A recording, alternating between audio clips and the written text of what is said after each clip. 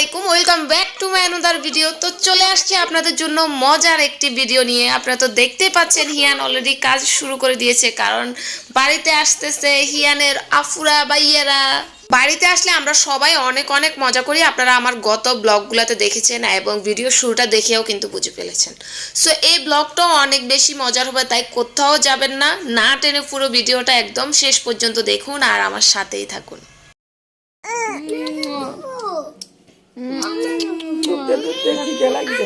নিবিড়কে দেখে হচ্ছে আমরা সবাই কোলে নেওয়ার জন্য পাড়াপাড়ি করতেছিলাম, আর এটা দেখে সে ভয় পেয়ে কান্না করে দিয়েছে। শীত যেমন বিরক্তিকর ঠিক তেমনি কিন্তু আরামদায়কও, কারণ শীতে অনেক অনেক মজার রান্না করা হয়, পিঠা বানানো হয়, খেলাধুলা হয়, আরাম করে ঘুমানো যায় এবং আড্ডা দেওয়া হয়।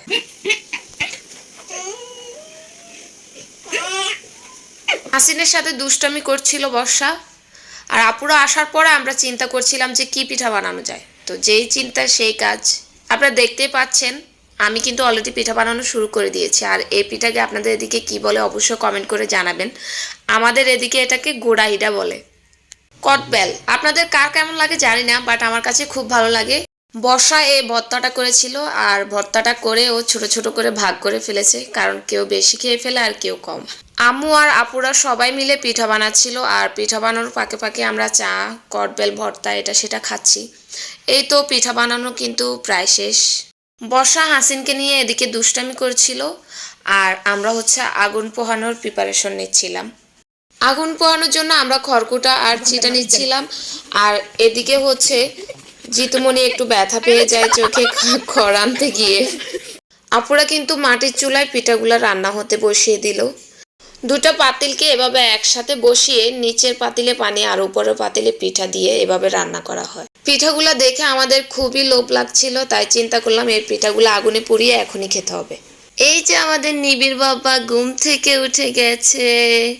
বর্ষার সুযোগ পেয়ে মিররে একটু ঢং করা শুরু করলো, অ্যান্ড তারপরে হচ্ছে আমরা বাহিরে গিয়ে আগুন ধরিয়ে ফেলি। শুধু কি আর আগুন দিয়ে শরীর গরম করলেই হয়, সাথে একটু গান বাজনাও তো লাগে নাকি।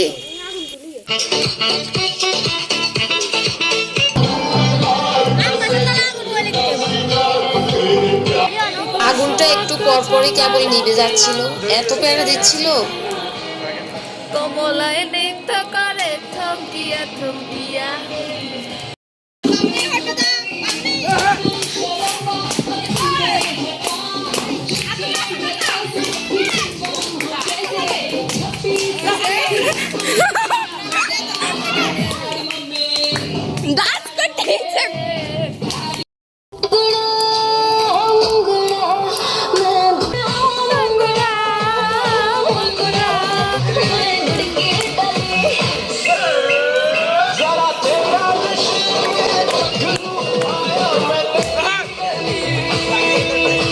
কিছুক্ষণ আগুন পোড়ানোর পর হচ্ছে কয়লার মধ্যে আমরা এই পিঠাগুলা দিয়ে দিই। পিঠাগুলা দিয়ে কয়লা দিয়ে ঢাকনা দিয়ে দিই, অ্যান্ড কিছুক্ষণ পরে হচ্ছে আবার উঠিয়ে ফেলি। এই যে কিছু পিঠা কিন্তু জ্বলেও যায়, বাট মজা ছিল। আগুন পোহানো শেষ করে হচ্ছে আমরা রুমে এসে মোবাইল নিয়ে সবাই আড্ডা দিচ্ছিলাম, আর বর্ষা হচ্ছে এদিকে চুপি চুপি ভিডিওটা করে ফেলে, যদিও শেষে আমি দেখে ফেলি। পরের দিন সকালে আমরা আরও কিছু পিঠাকে এভাবে খোলার মধ্যে টেলে খেয়েছিলাম, মজা লাগছিল। তারপর লবণ, মরিচ আর ধনিয়া পাতা দিয়ে আনারস মাখা খেয়েছি। এটা এভাবে খেতে কিন্তু অনেক ভালো লাগে। আজকে আমি সবাইকে ফ্রাইড রাইস রান্না করে খাওয়াবো, আর তাই এখানে কেটে নিয়েছি গাজর, বাঁধাকপি, পেঁয়াজ পাতা, হলুদ, লাল ক্যাপসিকাম, তারপর মরিচ। এই সবগুলো উপকরণ দিয়ে হচ্ছে আমি ফ্রাইড রাইসটা রান্না করতেছি। আজকে হচ্ছে এগ ফ্রাইড রাইস রান্না করতেছি, আর সাথে ছিল হচ্ছে হাঁসের মাংস। আর শীতের দিনে তো হাঁসের মাংস দিয়ে পোলাও দিয়ে ফ্রাইড রাইস দিয়ে কি যে ভালো লাগে। রান্না শেষে সবাই একসাথে খাওয়ার জন্য একটা ডিশের মধ্যে কিছু ফ্রাইড রাইস, তারপর সালাদ আর হাঁসের মাংস নিয়েছি আমরা। সৌদি আরব স্টাইলের এই খাবারটা কিন্তু আমাদের কাছে বেশ দারুণ লেগেছে, কারণ সবাই মিলে একসাথে খেলে যে কোনো কিছুই অনেক বেশি ভালো লাগে। খাবারটা সবার কাছে ভালো লেগেছে, আর খাবারের শেষে আমরা চিন্তা করলাম যে একটু তো পান খাওয়াই যায় নাকি। তো আমি হচ্ছে সবার জন্য পান রেডি করছিলাম। সবাই মিলে এভাবে পান খেতে কিন্তু ভালোই লাগে। তো পান রেডি হয়ে গেছে, এখন হচ্ছে পান খাওয়ার পালা। তো আমি হচ্ছে আমার পানটা খেয়ে নিয়েছি, এখন হচ্ছে নির্জনকে খাওয়াবো। ওর পানটা আমি রেডি করে ওকে খাইয়ে দিচ্ছিলাম। পান খাওয়ার পরে হচ্ছে আমরা মিররে দেখছিলাম যে আমাদের ঠোঁট লাল হয়েছে কিনা। ওকে দেখে বুঝতেছেন পানটা আসলে আমাদের কাছে ঝাল লাগছিল।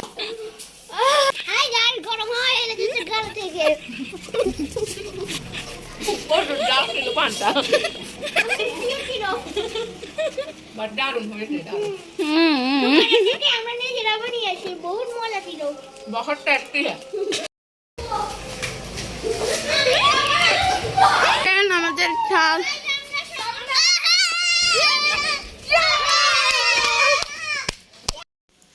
20 টাকা দিয়ে গাঁদা ফুলটা নিয়েছিলাম, আর এটাতে ফুল ফুটতে দেখে আসলে আমাদের সবার কাছে অনেক অনেক মজা লাগতেছিল। আলু গাছ লাগিয়েছিলাম আমি ছাদে, আর আমি আর আকসা মিলে সেটাই দেখছিলাম।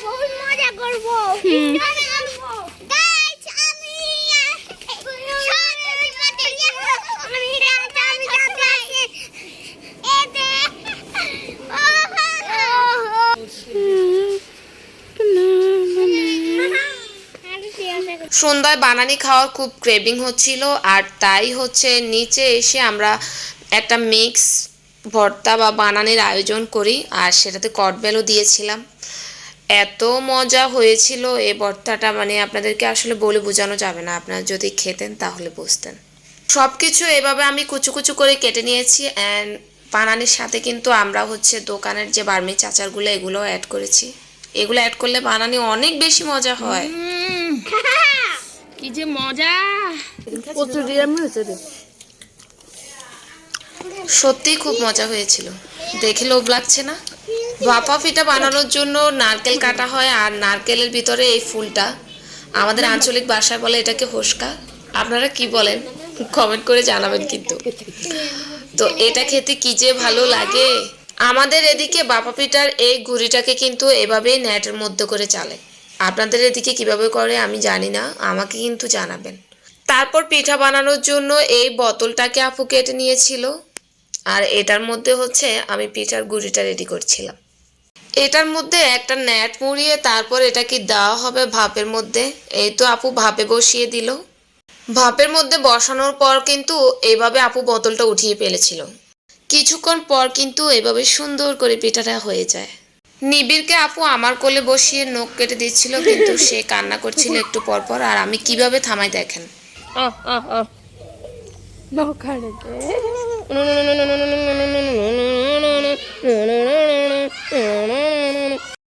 ব্যাস থেমে গেল কান্না।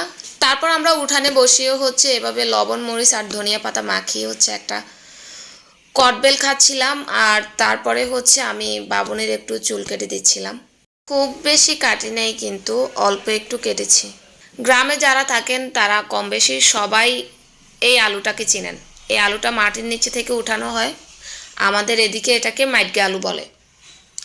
তো আমাদের একটাই গাছ ছিল, আর আম্মু চিন্তা করলো সবাই যখন একসাথে হব তখন এটা খাবো। এই এতগুলা মাটি উঠানোর পর এই আলুটা পেয়েছি আমরা, চিকন চিকন হয়েছে। আম্মু হচ্ছে এখন এই আলুটাকে ওয়াশ করে নিচ্ছে পানি দিয়ে, আর ওয়াশ করে নিয়ে হচ্ছে আম্মু এটাকে কাটবে। এই যে ধোয়ার পরে এই আলুটা খুবই সচেতনভাবে কাটতে হয়, কারণ এটাতে একটু ময়লা লাগলে সেটা কিন্তু উঠতে চায় না, যেহেতু এই আলুটা একটু পিচ্ছিল টাইপের হয়।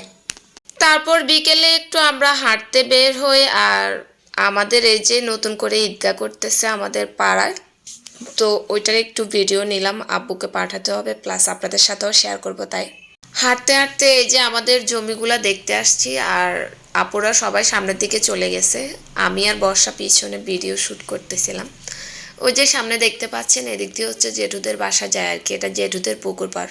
পরের দিন সকালবেলা আমরা নারকেল পুলি পিঠা দিয়ে নাস্তা করেছিলাম, আপুরা বানাচ্ছিল আর আমি হচ্ছে ভাজি করতেছিলাম এই যে পিঠাগুলা। মাশাল্লাহ আজকে ফ্রাইডে, আর আমাদের মুসল্লিরা নামাজে চলে যাচ্ছে। সন্ধ্যাবেলায় আমরা এই চালতার আচারটা বানিয়েছিলাম। এখানে চালতাগুলাকে ছোট ছোট পিস করে কেটে হলুদ মরিচ আর লবণ দিয়ে সিদ্ধ করে নিয়েছি। তারপরে এই যে বর্ষা আমাকে এগুলা ছাড়িয়ে দিচ্ছিল, আলাদা করে দিচ্ছে। তারপরে একটু তেল বসিয়ে তেলের মধ্যে চিনি দিয়ে চিনিগুলোকে গলিয়ে চালতাগুলো দিয়ে দিলাম আর ওইগুলোর মধ্যে একটু গরম মশলা দিয়ে দিচ্ছি আর চিলি ফ্লেক্স, যেটা না হলেই না, এটা তো দিতেই হবে।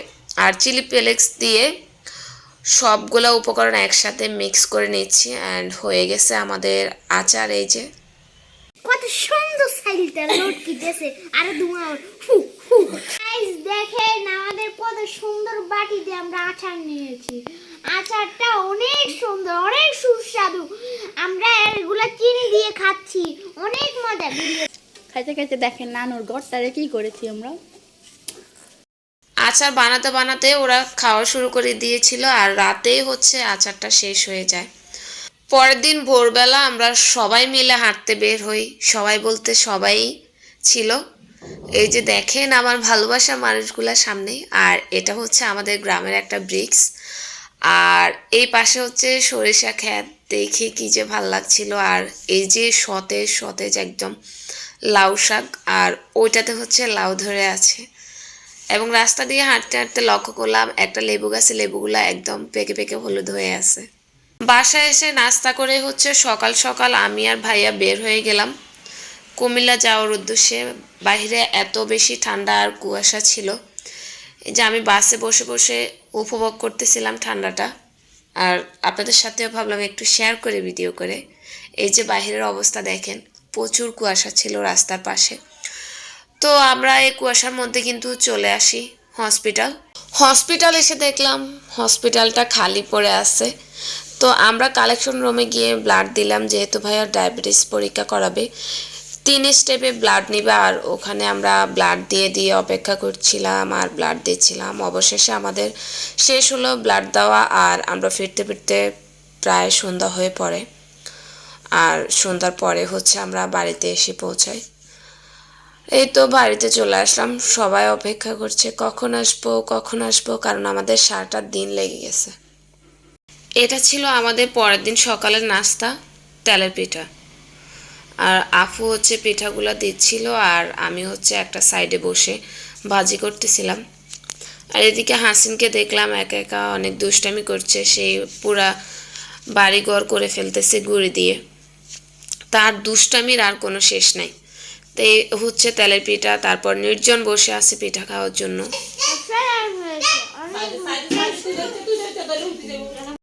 এই পিচ্ছি পিচ্ছি পিঠাগুলো বানানো হচ্ছে বাসা পিচ্ছিদের জন্য।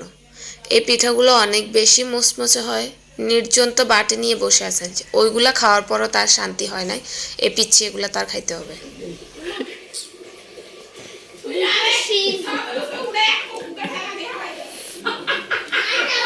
নাস্তা করে হচ্ছে আমরা ছাদে যাই, আর ছাদে গিয়ে দেখি এই যে 20 টাকা দিয়ে কিনেছিলাম গাঁদা ফুল গাছটা, এটাতে অনেক বড় বড় করে অনেকগুলা ফুল ফুটে আছে। দেখে কি যে সুন্দর লাগছিল, আপনারা দেখে নিশ্চয়ই বুঝতে পারতেছেন ফুলগুলা কত বড় সাইজের। তারপর ছাদ থেকে নিচে এসে দেখি ভাবি জাম ভর্তা করেছিল। এই জামগুলো আমাদের ফ্রিজে রাখা ছিল, ডিপ ফ্রিজে রাখার কারণে আমরা অন্য সিজনেও খেতে পারি। তো পোড়ামরিচ দিয়ে করেছিল, কি যে মজা।